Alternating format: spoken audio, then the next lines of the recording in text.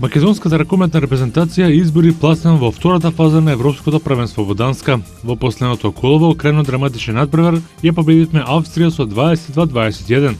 Македонија победи на почетокот со 4:1, но следуваа неколку минути во кои вистинско шоу имаа голманите на двата тима Рисовски и Мариновиќ, пошто следуваше нова серија од 3:0 на македонската репрезентација за 9:6, а потоа и 10:7, пошто Јохансон го повари вториот тајмаут. По новата минута одмор, ништо значено не се смени на теренот, па Македонија на одмор замина со предност од 12:10. На стартот од вториот дел, австријците со серија од 3 гола успеа да изедначат на 14:14 во 39-та минута. Се играше гол за гол се до моментот кога Шлингер погоди во 48-та минута за прво водство на австријците од 18:17. Македонија не постигна гол цели 9 минути, а во 53-та минута австријците победеа со 19:17. Соиграч повеќе Лазаров реализираше пенал за 21:20 на минута и пол до крајот, а Шлингер во следниот напад изедначи. Нашиот капитен погоди за 22:21 на 15 секунди до крајот, а во последниот напад Борко Рисовски одбрани за конечен триумф. Освен Борко Рисовски, кој мечот го заврши со 19 одбрани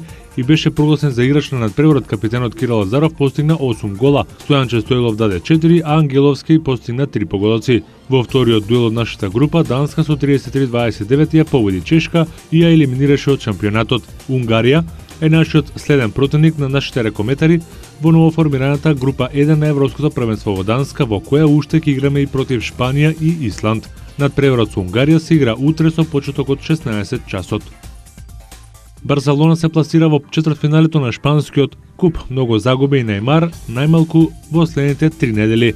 Каталонскиот гигант со 2:0 победи на гости кај Хетафе и оди во четвртфинале. Сепак ова победа беше скапо платена бидејќи уште во првото полуреме Нејмар го повреди глужот и мораше да биде изнесен од теренот.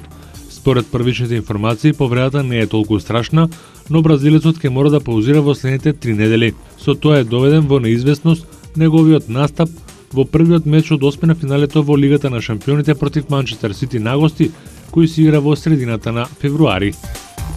Берни Екалсон повеќе не е шеф на Формула 1. На состанокот на управниот одбор тој одлучи да отстапи од својата позиција додека не заврши судската постапка против него во Минхен за давање мито. Самиот Екалсон наводно го преложил тоа. За потсетување, Екалсон, кој речиси 40 години владее со Формула 1, се сомнува на давање мито. Признава дека на германскиот банкар Герхард Грибковски му платил $45 милиони, но не како мито. Не станува збор за мито, туку за уцена. Мене тој човек ме уценуваше, изјави 83 годишниот Екалсон, кој ќе ја води Формула 1 оваа сезона, ќе се знае наскоро.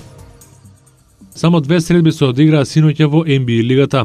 Индијана на свој терен го совлада Њујорк со 117-89, а најзаслужно беше дуото Стивенсон Џорџ. Стивенсон постигна најмногу во кариерата, 28 поени, а го следеше Џорџ со 24 коша.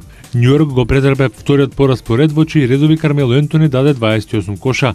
Оклахома славеше нагости во Тексас против Хјустон со 104-92. Дурен забележа 36 поени, додека Реджи Джексон беше средна 23. Джеймс Харден и Теренс Џонс уфрлија по 16 коша во составот на Хјустон Рокетс. Во Лондон се одигра надпреварот помеѓу Бруклин и Атланта, кој го добија кошаркарите од Њујорк со 127-110. Перо Антич одигра солидна партија со 11 поени. За вечера во NBA лигата 12 надпревари.